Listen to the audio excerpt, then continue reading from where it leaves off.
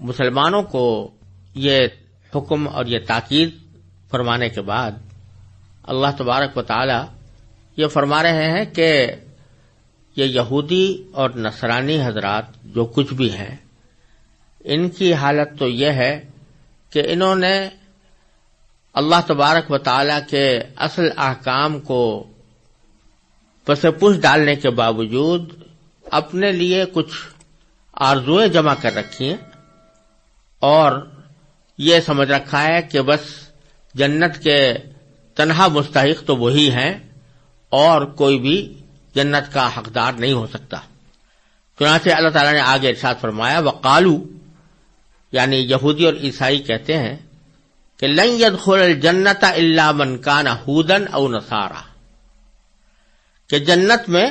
سوائے یہودیوں یا عیسائیوں کے کوئی بھی ہرگز داخل نہیں ہوگا۔ اس کا یہ مطلب بھی ہو سکتا ہے کہ یہودی یہ کہتے ہیں کہ جب تک تم یہودی نہیں ہوگے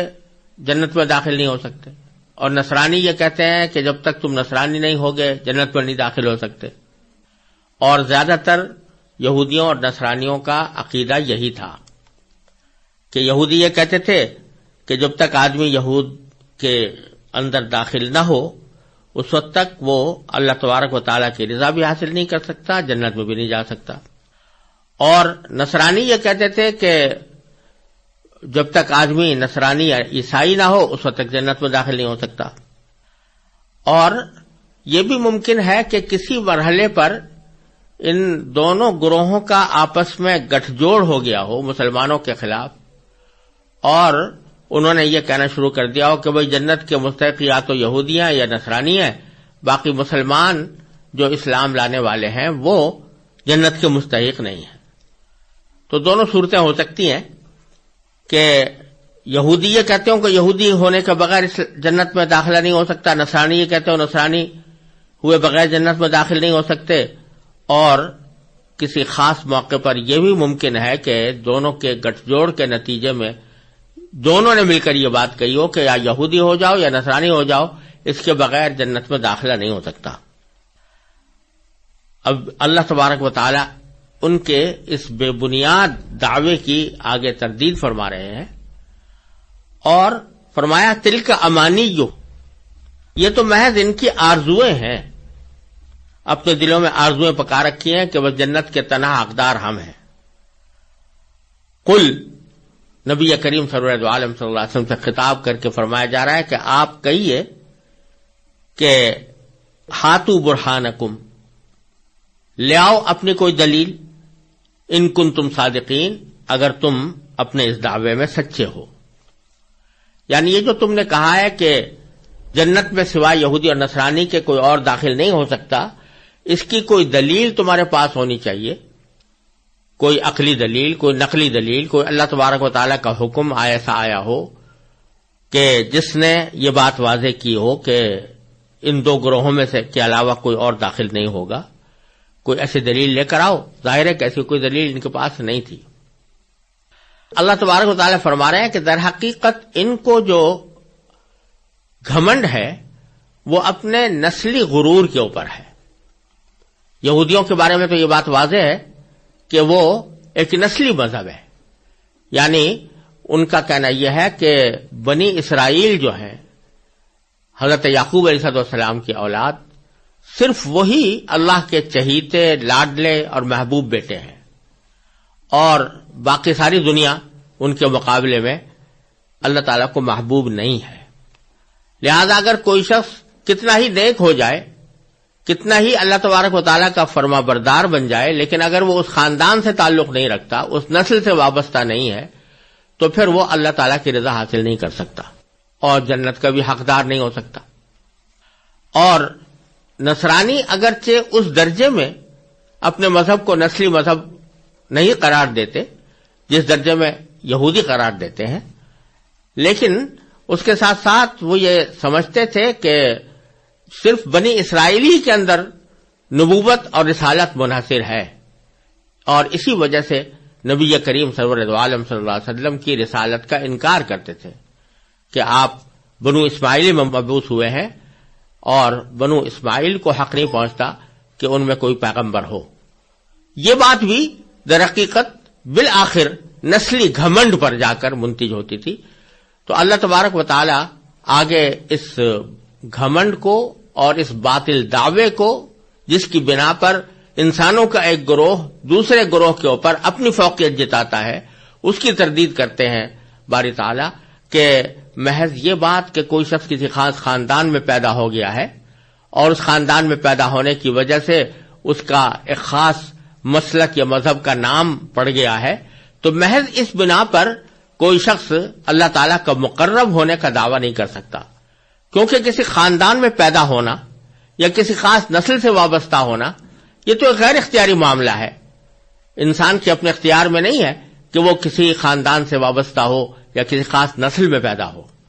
اصل چیز تو انسان کے خود اپنے عقیدے اور عمل کی ہے جو انسان اپنے اختیار سے حاصل کرے. لہذا آگے اللہ تبارک و تعالیٰ فرماتے ہیں کہ یہ دعویٰ کہ یہودی یا نصرانی کے سوا کوئی جنت میں نہیں جا سکتا یہ بالکل غلط بات ہے. بلا کیوں نہیں جا سکتا؟ من اسلم وجہہ للہ وہو محسن، جس شخص نے بھی اپنا رخ اللہ کے آگے جھکا دیا اور وہ نیک عمل کرنے والا ہو. دو چیزیں اللہ تعالی نے فرمائی کہ جو ایک تو اللہ تعالیٰ آپ کے آگے اپنا رخ جھکا دے، اپنے آپ کو جھکا دے، اور دوسرے نیک عمل کرنے والا ہو تو فلہ اجرہ عند ربہ، کہ اسے اپنا اجر اپنے پروردگار کے پاس ملے گا. اور ایسے لوگوں کو کے بارے میں فرمایا کہ لا خوف علیہم ولا هم یحزنون، ایسے لوگوں کو نہ کوئی خوف ہوگا اور نہ وہ غمگین ہوں گے. دو چیزیں بیان فرمائی. ایک یہ کہ انسان اپنے آپ کو اللہ تبارک و تعالی کے آگے جھکا دے. جھکانے کے معنی یہ ہے کہ انسان اس بات کا اقرار کر لے اور اس بات پر اپنا یقین بھی پختہ کر لے، زبان سے بھی اس کا اقرار کر دے کہ میں اللہ کا بندہ ہوں اور اللہ تعالیٰ کا بندہ ہونے کے ناطے میرا فرض ہے کہ میں اللہ تبارک و تعالیٰ ہی کی عبادت کروں، اس کے سوا کسی کی بھی عبادت نہ کروں. اور اسی بندہ ہونے کے ناطے میرے ذمہ ضروری ہے کہ اللہ تبارک و تعالیٰ کی طرف سے جو کوئی بھی حکم آئے گا میں اس کی پابندی کروں گا. یہ ہے معنی اسلم وجہہ للہ، کہ اس نے اپنا رخ اللہ کے آگے جھکا دیا، یعنی اپنے آپ کو اللہ تعالیٰ کا تابع فرمان قرار دے دیا، اس کا اقرار کر لیا، اس کا اعتراف کر لیا، دل میں اس بات کو مان لیا. دوسرے الفاظ میں اس کو کہہ لیجئے کہ ایمان لے آیا. اور دوسری چیز فرمائی وہ محسن، کہ ساتھ ہی وہ نیک عمل کرنے والا ہو. یعنی یہ کافی نہیں ہے کہ زبان سے آدمی اقرار کر کے بیٹھ جائے اور دل میں مان بھی لے، لیکن جب عمل کرنے کا وقت آئے تو اللہ تبارک و تعالیٰ کے احکام پر عمل نہ کرے بلکہ اپنے خواہشات کے پیچھے چلے، تو اس صورت میں بھی اس کو مکمل نجات حاصل نہیں ہو سکتی. لہذا دو چیزیں ضروری ہیں اللہ تبارک و تعالیٰ کے ہاں رضا حاصل کرنے کی اور جنت حاصل کرنے کی. ایک ایمان لانا، جس کو اسلم وجہہ للہ سے تعبیر فرمایا کہ اس بات کو اپنے دل میں بٹھا لے، اس کا اعتراف کر لے کہ میں اللہ کا بندہ ہوں اور اللہ ہی کے آگے مجھے جھکنا ہے، اللہ کے سوا کسی کے سامنے نہیں جھکنا. اور دوسرے یہ کہ اس اعتراف اور اقرار کے مطابق اپنی زندگی کو ڈھال بھی لے اور اللہ تعالیٰ کے احکام پر عمل کرے تو اس کا اجر اپنے پروردگار کی طرف کے پاس ہوگا. اس کا کسی رنگ سے کسی نسل سے تعلق نہیں. جو آدمی یہ دو شرطیں پوری کر دے گا، چاہے وہ کسی نسل سے تعلق رکھتا ہو، کسی ایسی نسل سے تعلق رکھتا ہو جو دنیا میں نیچی نسل سمجھی جاتی ہے، نچلی سمجھی جاتی ہے، لوگ اس کی عزت بھی نہیں کرتے، لیکن اگر وہ ان دو شرطوں کو پورا کرتا ہے تو اللہ تبارک و تعالیٰ کے ہاں اس کا درجہ بہت اعلیٰ ہے. اسی لیے نبی کریم سرور دو عالم صلی اللہ علیہ وسلم نے خطبہ حجۃ الوداع کے موقع پر صاف صاف فرما دیا کہ لا فضل لعربی علی عجمی، کہ کسی بھی عرب کو کسی عجمی شخص کے اوپر کوئی فوقیت نہیں، اپنے وطن کے لحاظ سے، اپنے نسل کے لحاظ سے، اپنے رنگ کے لحاظ سے اس کو کوئی فوقیت نہیں، الا بالتقوی. اگر فوقیت ہوگی تو تقوی کی وجہ سے ہوگی، جیسا کہ قرآن کریم نے فرمایا کہ سورہ حجرات کے اندر کہ ہم نے بے شک تمہیں مختلف خاندانوں میں پیدا کیا ہے، جعلناکم شعوبا وقبائل، لیکن یہ خاندان اور یہ قبیلے یہ صرف اس لیے ہے لتعارفوا، تاکہ تم ایک دوسرے کو پہچان سکو، تمہیں پتہ چل سکے کہ کون کس خاندان کا آدمی ہے۔ لیکن جہاں تک فضیلت کا تعلق ہے، فضیلت کا اس قبیلے سے کوئی تعلق نہیں، رنگ اور نسل سے کوئی تعلق نہیں، تعلق کس بات سے ہے؟ ان اکرمکم عند اللہ اتقاکم، اللہ کے نزدیک تم میں سب سے زیادہ فضیلت والا، سب سے زیادہ عزت والا وہ ہے جو تم میں سب سے زیادہ متقی ہو۔ لہذا یہ سمجھنا کہ بنی اسرائیل میں سے اگر ہے تو بے شک وہ اللہ تعالیٰ کا مقرب ہے، اور بنی اسرائیل کے خاندان سے اگر ہٹ گیا تو وہ اللہ تعالیٰ کا مبغوض ہے، یہ بالکل غلط بات ہے۔ اس لیے فرمایا کہ جو لوگ یہ دو شرطیں پوری کر دیں گے تو ان کا اجر ان کے پروردگار کے پاس ہوگا۔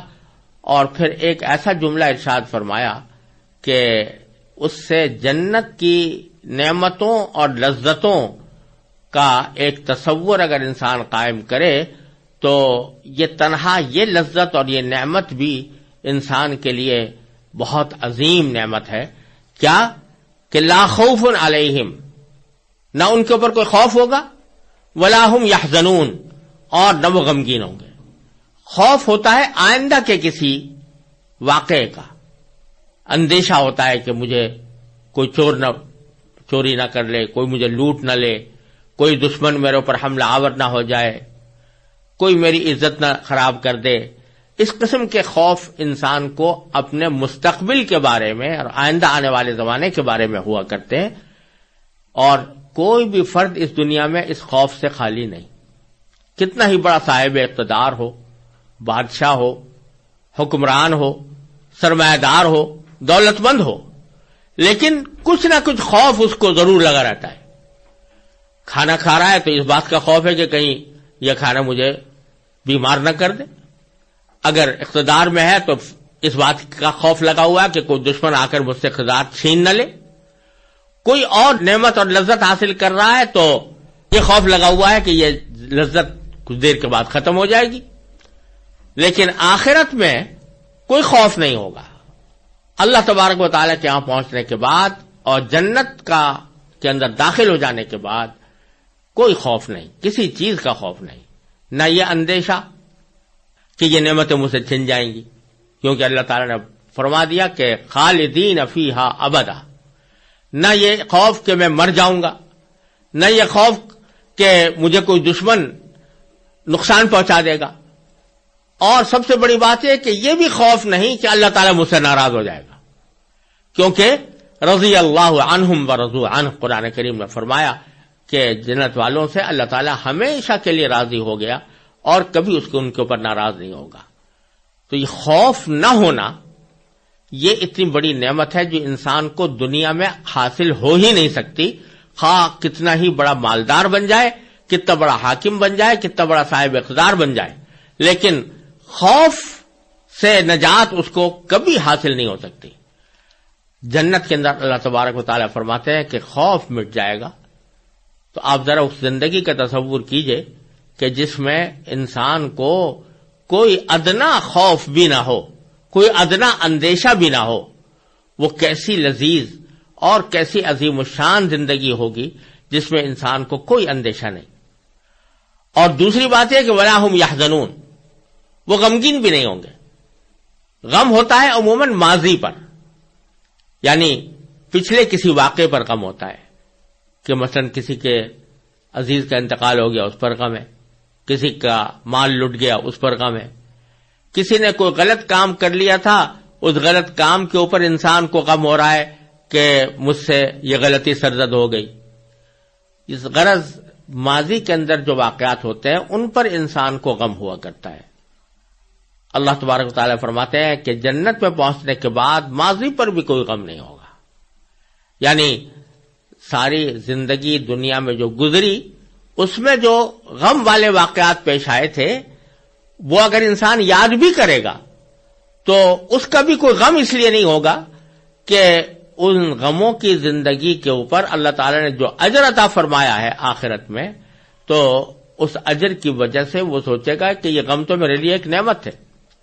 چنانچہ ایک حدیث میں آتا ہے کہ نبی کریم سرور دو عالم صلی اللہ علیہ وسلم نے ارشاد فرمایا کہ جب صبر کرنے والوں کو ان کے صبر کا ثواب دیا جائے گا تو بہت سے لوگ یہ دل میں خیال کریں گے کہ اگر ہماری زندگی کے اندر، دنیا کے اندر ہماری کھالیں کاٹی گئی ہوتی تو اچھا ہوتا، تاکہ ہم بھی اس صبر کے اندر کے اجر میں شریک ہوتے۔ تو جو غم پہنچے ہیں، اول تو وہ غم آخرت کی زندگی میں جانے کے بعد بے حقیقت معلوم ہوں گے، کیونکہ یہ ایسا ہی غم ہوگا جیسے کہ آج کل ہم اپنے بچوں کو دیکھتے ہیں بڑے ہونے کے بعد کہ ان سے اگر کوئی چھوٹا سا کھلونا بھی چھین لے تھوڑی دیر کے لیے تو ان کو بڑا سخت صدمہ ہوتا ہے، رونے چلانے لگتے ہیں۔ اور بڑے لوگ جو ہیں وہ سمجھتے ہیں یہ کوئی ایسی بات تو نہیں تھی کہ اس کے اوپر رویا چلایا جائے، بڑے ہو کر اس عمل پر لوگ ہنستے ہیں۔ اسی طرح اگر دنیا میں کسی کی جائیداد چھین لی گئی اور اس کے اوپر دنیا میں اس کو غم ہوا، جب آخرت میں پہنچے گا تو اس کو وہ غم ایسا ہی معلوم ہوگا جیسے کسی بچے سے کھلونا چھین لینے کا غم ہوتا ہے۔ تو اول تو وہ غم بے حقیقت معلوم ہوگا، دوسرے اس کے اوپر اللہ تعالیٰ نے جو اجر و ثواب عطا فرمایا آخرت میں، اس اجر و ثواب کی وجہ سے انسان اس غم کو بھی یہ سمجھے گا کہ یہ تو حقیقت میں میرے لیے ایک نعمت تھی اور اس کے بدلے میں اللہ تعالیٰ نے مجھے بہت کچھ عطا فرما دیا، لہذا کوئی غم بھی نہیں ہوگا۔ تو آپ اس زندگی کا تصور کریں جس میں نہ ماضی کا کوئی غم ہے اور نہ مستقبل کا کوئی اندیشہ اور خوف ہے، وہ ایسی امن اور سکون کی زندگی ہے کہ جس کا ہم یہاں دنیا میں تصور بھی نہیں کر سکتے۔ اللہ تبارک و تعالیٰ فرماتے ہیں اس زندگی کو حاصل کرنے کی دو شرطیں ہیں، من اسلم وجہہ للہ، اپنے آپ کو اللہ کے آگے جھکا دو، اور محسن، اپنا عمل نیک کر لو، اپنا عمل اچھا کر لو، جو شریعت کے مطابق ہے، اللہ تعالیٰ کے حکم کے مطابق ہے ویسا بنا لو، تو پھر وہ ابدی زندگی جو یہاں پر تم تصور بھی نہیں کر سکتے وہ انشاءاللہ تمہیں وہاں پر حاصل ہوگی۔ تو یہاں تک اللہ تبارک و تعالیٰ نے یہودیوں اور نصرانیوں کے اس باطل گھمنڈ کی تردید کر دی کہ ان کے سوا کوئی جنت میں داخل نہیں ہوگا۔ اب آگے فرماتے ہیں کہ وقالت اليہود لیست النصارى علی شیء وقالت النصارى لیست اليہود علی شیء، یہودی اور نصرانی چاہے مسلمانوں کے مقابلے میں کسی وقت اکٹھے کیوں نہ ہو جائیں، کوئی متحدہ محاذ کیوں نہ بنا لیں، لیکن خود ان کا اپنا حال یہ ہے کہ یہ ایک دوسرے کے جانی دشمن ہیں اور ایک دوسرے کو مکمل طور پر باطل سمجھتے ہیں۔ چنانچہ فرمایا کہ وقالت الیہود، یہودیوں نے یہ کہا ہے کہ لیست النصارى علی شیء، کہ نصرانی یعنی عیسائی لوگ وہ کسی بھی بنیاد پر قائم نہیں ہے، یعنی ان کا مذہب باطل ہے اور وہ کسی بھی ان کی کوئی بنیاد نہیں ہے مذہب کی۔ اور وقالت النصارى، اور نصرانیوں نے یہ کہا ہے کہ لیست الیہود علی شیء، یہودی لوگ جو ہیں وہ کسی بھی بنیاد پر نہیں کھڑے ہوئے، یعنی ان کا مذہب بھی بالکل باطل ہے، تو ایک دوسرے کو باطل قرار دیتے ہیں۔ وہم یتلون الکتاب، حالانکہ ایک کتاب ہے جس کی یہ دونوں تلاوت کرتے ہیں، اس سے مراد ہے تورات، کیونکہ تورات کو یہودی بھی تسلیم کرتے ہیں اور عیسائی بھی تسلیم کرتے ہیں، تو ایک ہی کتاب کی دونوں تلاوت کر رہے ہیں، لیکن اس کے باوجود ایک دوسرے کو باطل سمجھتے ہیں، ایک دوسرے کو کافر سمجھتے ہیں، ایک دوسرے کے خلاف سفارا بھی ہوتے ہیں اور ایک دوسرے کے خلاف کارروائیاں بھی کرتے ہیں اور ایک دوسرے کو باطل بھی سمجھتے ہیں۔ پھر باری تعالیٰ فرماتے ہیں کہ یہ جو یہودیوں نے یا نصرانیوں نے یہ بات کہی ہے کہ ہمارے سوا کوئی جنت میں نہیں جائے گا، ہمارے سوا اللہ کا کوئی مقرب بندہ نہیں ہے، یہ صرف انہی کے ساتھ خاص نہیں ہے، بلکہ جو مشرکین ہیں بت پرست، عرب کے بت پرست جن میں نبی کریم صلی اللہ علیہ وسلم کو مبعوث فرمایا گیا، ان کا بھی حال یہ ہے کہ ان سے پوچھو کہ بھئی کون حق پر ہے، تو وہ صرف اپنے آپ کو حق پر کہیں گے اور یہودیوں اور نصرانیوں کو دونوں کو باطل کہیں گے، اور چونکہ اپنے آپ کو حق پر قرار دیں گے تو کہیں گے بھئی اللہ تعالیٰ کے محبوب تو بس ہم ہیں. ان کو یہ غرہ تھا کہ ہم حضرت ابراہیم علیہ السلام کی اولاد ہیں. حضرت ابراہیم علیہ السلام کی اولاد ہونے کے ناطے ہم کعبے کے پاسبان بنے ہوئے ہیں اور کعبے کا انتظام ہم کر رہے ہیں، کعبے کی پاسداری ہم کر رہے ہیں، لہذا بیت اللہ کے مجاور اور اس کے پاسبان ہونے کی حیثیت سے ہمیں وہ اعزاز حاصل ہے جو دنیا میں کسی کو حاصل نہیں ہے. لہذا ہم سے زیادہ مقرب کوئی نہیں ہے اللہ تعالیٰ کا. چاہے ہم کچھ بھی کرتے رہیں، بتوں کو پوجیں، اللہ تعالیٰ کی نافرمانی کریں یا کوئی اور گناہ کبھی کریں، لیکن چونکہ ہم ابراہیم علیہ السلام کی اولاد ہیں اور چونکہ ہم بیت اللہ کی نگہبانی کر رہے ہیں، اس واسطے ہم دنیا میں سب سے زیادہ افضل مخلوق ہیں. تو ان کے اس دعوے کا ذکر اللہ تعالیٰ نے اگلے جملے میں فرمایا کہ کذالک قال الذین لا یعلمون مثل قولہم. جو بات یہودیوں نصرانیوں نے کہی تھی اسی جیسی بات ان لوگوں نے بھی کہی ہے جن کے پاس علم ہی نہیں ہے. اہل کتاب یعنی یہودی و نصرانی جو ہیں ان کے پاس تو کم از کم علم ہے کتاب کا، یعنی کچھ تورات کا علم ہے، کسی کے پاس انجیل کا علم ہے. لیکن یہ مشرکین جن کے پاس کوئی کتاب بھی نہیں، نہ کوئی کتاب یہ پڑھتے ہیں، نہ کسی کتاب کو آسمانی کتاب سمجھتے ہیں، ان کے پاس کوئی علم ہے ہی نہیں دین کا، وہ بھی ایسی جیسی باتیں کرتے ہیں. یعنی جس طرح وہ اپنے خاندان پر ناز کر رہے ہیں اور اپنی نسل کے اوپر فخر کر رہے ہیں، اسی طرح مشرکین مکہ وہ بھی اپنی نسل پر اور اپنے خاندان پر فخر کر کے یہ سمجھتے ہیں کہ سب سے زیادہ افضلیت انہی کو حاصل ہے. اللہ تعالیٰ فرماتے ہیں کہ یہ تینوں دعوے باطل ہیں. کسی خاندان کی وجہ سے، کسی نسل کی وجہ سے کسی کو فوقیت نہیں ہوتی. فاللہ یحکم بینہم یوم القیامہ، اب اللہ تعالیٰ ہی فیصلہ کرے گا ان کے درمیان قیامت کے دن، فیما کانوا فیہ یختلفون، یعنی ان باتوں کا فیصلہ کرے گا جن میں یہ اب تک اختلاف کرتے چلے آئے ہیں کہ یہودی اپنے آپ کو افضل کہہ رہے ہیں، نصرانی اپنے آپ کو افضل کہہ رہے ہیں، مشرکین مکہ اپنے آپ کو افضل کہہ رہے ہیں، اور کسی عقیدے یا عمل کی بنیاد پر نہیں بلکہ اپنے خاندانی غرور کی بنیاد پر یہ کہہ رہے ہیں. تو اللہ تبارک و تعالیٰ ان کے درمیان فیصلہ کرے گا. کوئی شخص یہ کہہ سکتا ہے کہ مسلمان بھی تو یہ کہتے ہیں کہ مسلمان ہی جنت میں جائیں گے، لیکن جیسا میں نے ابھی عرض کیا مسلمانوں کے کہنے میں اور ان کے کہنے میں یہ فرق ہے کہ ان کے کہنے کی بنیاد تھی نسلی غرور اور یہ خیال کہ ہم جس خاندان میں پیدا ہوئے ہیں وہ اللہ تعالیٰ کا چنا ہوا خاندان ہے اور ہم عمل کے اعتبار سے کیسے بھی ہوں ہم اللہ کے مقرب اور محبوب بندے ہیں. تینوں کا حال یہی تھا، یہودیوں کا بھی اور نصرانیوں کا بھی اور مشرکین مکہ کا بھی. اس کے برخلاف جب اسلام آیا تو اس نے خاندانی غرور کو خاک میں ملایا اور اصل بنیاد اس بات پر رکھی کہ تم اللہ کے اپنے آپ کو بندہ سمجھتے ہو یا نہیں. اگر اپنے آپ کو اللہ کا بندہ سمجھتے ہو، من اسلم وجہہ للہ میں داخل ہو، اپنا رخ اللہ کے آگے جھکا دیا ہے اور وہو محسن کی شرط پوری کرتے ہو یعنی نیک اعمال کرتے ہو، تو چاہے تم کیسے ہی ہو، کسی بھی خاندان سے تعلق رکھتے ہو، تو ہم تمہیں گلے لگانے کو تیار ہیں اور تمہیں افضل ترین مرتبہ دینے کو تیار ہیں. چنانچہ آپ دیکھیے کہ نبی کریم سرور دو عالم صلی اللہ علیہ وسلم نے اپنے خاندان کے جو لوگ تھے، قریش کے لوگ،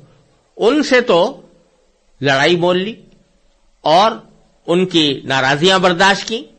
لیکن حبشہ کے ایک غلام حضرت بلال رضی اللہ تعالیٰ عنہ جو ایک طرف حبشہ کے رہنے والے اور افریقی نسل سے تعلق رکھنے والے، جو اہل عرب کے نزدیک کوئی معزز قوم نہیں سمجھی جاتی تھی، اس سے تعلق رکھتے تھے، پھر آزاد بھی نہیں تھے، غلام تھے، لیکن اللہ تبارک و تعالی نے ان کا مرتبہ اتنا اعلیٰ پہنچایا حضرت بلال رضی اللہ تعالیٰ عنہ کا کہ بڑے بڑے صحابہ کرام ان کے اوپر رش کرتے تھے. تو بتلانے یہ منظور ہے کہ رنگ اور نسل کی بنیاد پر کوئی فضیلت حاصل نہیں ہوتی. اصل بات یہ ہے کہ اللہ کی توحید پر ایمان رکھا جائے اور اللہ تعالیٰ کے اوپر ایمان رکھنے کے بعد اللہ تعالیٰ کے احکام کے مطابق اپنی زندگی گزاری جائے. یہ شرطیں پوری ہو جائیں تو پھر تمہارے لیے جنت ہی جنت ہے، خوشحالی ہی خوشحالی ہے۔